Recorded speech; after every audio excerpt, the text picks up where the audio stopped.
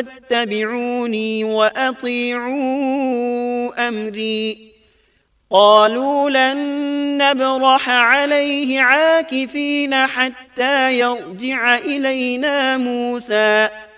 اور ہارون نے ان سے پہلے ہی کہہ دیا تھا کہ اے میری قوم، اس بچڑے سے تو صرف تمہاری آزمائش کی گئی ہے، تمہارا حقیقی پروردگار تو اللہ رحمان ہی ہے، لہٰذا تم سب میری پیروی کرو اور میری بات مانتے چلے جاؤ۔ انہوں نے جواب دیا کہ موسیٰ کی واپسی تک تو ہم اسی کے مجاور بنے بیٹھے رہیں گے۔ موسیٰ علیہ السلام نے یہ ماجرا دیکھا تو اپنے بھائی ہارون پر بگڑے، ان کے سر کے بالوں اور داڑھی کو پکڑ کر کھینچنے لگے۔ ان کی طبیعت میں سختی تھی، جبکہ ہارون علیہ السلام بہت نرم مزاج تھے۔ ہارون علیہ السلام ان سے بہت نرم برتاؤ کرتے تھے۔ موسیٰ علیہ السلام نے ان سے کہا، تم نے میرے ساتھ کیے ہوئے وعدے کو کیوں نہیں نبھایا اور ان لوگوں کی اصلاح کیوں نہ کی؟ قال يا هارون ما منعك إذ رأيتهم ضلوا ألا تتبعني أفعصيت أمري۔ کہنے لگے اے ہارون، انہیں گمراہ ہوتا ہوا دیکھتے ہوئے تجھے کس چیز نے روکا تھا کہ تو میرے پیچھے نہ آیا؟ کیا تو بھی میرے فرمان کا نافرمان بن بیٹھا؟ ہارون علیہ السلام نے اپنے بھائی کے ان سخت الفاظ کا جواب بہت ہی نرم انداز میں دیا۔ قال يا ابن أم لا تأخذ بلحيتي ولا برأسي إني خشيت أن تقول فرقت بين بني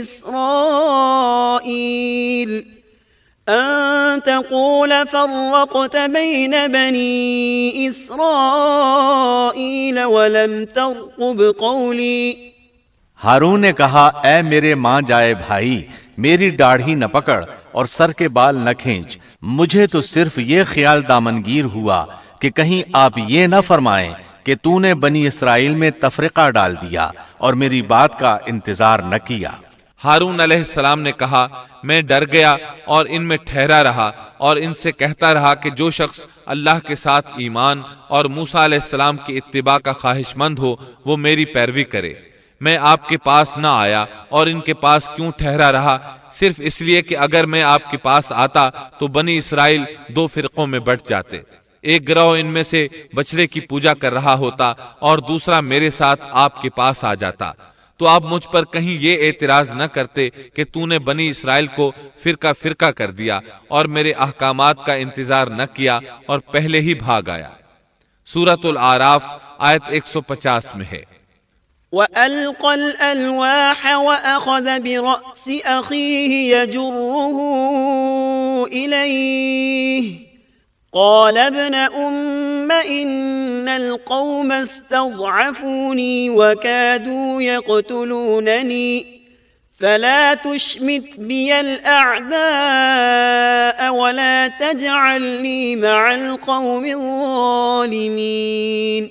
اور موسیٰ نے تورات کی تختیاں پھینک دیں اور اپنے بھائی کا سر پکڑ کر انہیں اپنی طرف گھسیٹنے لگے۔ ہارون نے کہا اے میرے ماں جائے، ان لوگوں نے مجھے کمزور سمجھا اور قریب تھا کہ مجھے قتل کر ڈالتے، تو تم دشمنوں کو مجھ پر ہنسنے کا موقع نہ دو اور مجھے ان ظالموں میں مت شمار کرو۔ مطلب یہ کہ انہوں نے اپنا عذر بیان کیا کہ ان لوگوں نے مجھے کمزور جانا اور جب میں نے ان سے کہا کہ بچڑے کی پوجا نہ کرو تو انہوں نے مجھے قتل کی دھمکی دی اور کہا اگر تو باز نہ آیا تو ہم تجھے جان سے مار ڈالیں گے۔ تو اے میرے بھائی اب ایسا انداز اختیار نہ کرو کہ لوگوں کو مجھ پر ہنسنے کا موقع ملے، میں یقیناً بے قصور ہوں۔ جب انہوں نے اپنا عذر پیش کر دیا تو موسیٰ علیہ السلام سامری کی طرف متوجہ ہوئے۔ قال فما خطبك يا سامری؟ موسیٰ نے پوچھا سامری تیرا کیا معاملہ ہے؟ موسیٰ علیہ السلام نے اس سے پوچھا سامری تو نے یہ کام کیوں کیا اور کس طرح تو نے بچڑے سے آواز نکالی؟ اس نے جو جواب دیا سورہ طٰہٰ آیت 96 میں اس کا ذکر یوں آیا ہے، قال بصرت بما لم يبصروا به فقبضت قبضة من أثر الرسول فنبذتها وكذلك سولت لي نفسي۔ اس نے جواب دیا کہ مجھے وہ چیز دکھائی دی جو انہیں دکھائی نہیں دی، تو میں نے اللہ کے بھیجے ہوئے فرشتے کے نقش قدم سے ایک مٹھی بھر لی، پھر اسے اس میں ڈال دیا۔ اسی طرح میرے دل نے یہ بات میرے لیے بنا دی۔ مطلب یہ کہ سامری کہنے لگا، میں نے جبریل علیہ السلام کو دیکھا جن کو دوسرے لوگ نہ دیکھ سکے، تو میں نے جبریل کے گھوڑے پر نظر رکھی، جہاں اس کا قدم پڑا تھا وہاں سے میں نے مٹی کی ایک مٹھی بھر لی۔ جب میں نے اس کو بچھڑے پر پھینکا تو اس میں سے آواز برآمد ہونے لگی جو ان کے فتنے کا باعث بن گئی۔ یہ قصہ ہے ان کے انحراف کا اور حق سے منہ موڑنے کا۔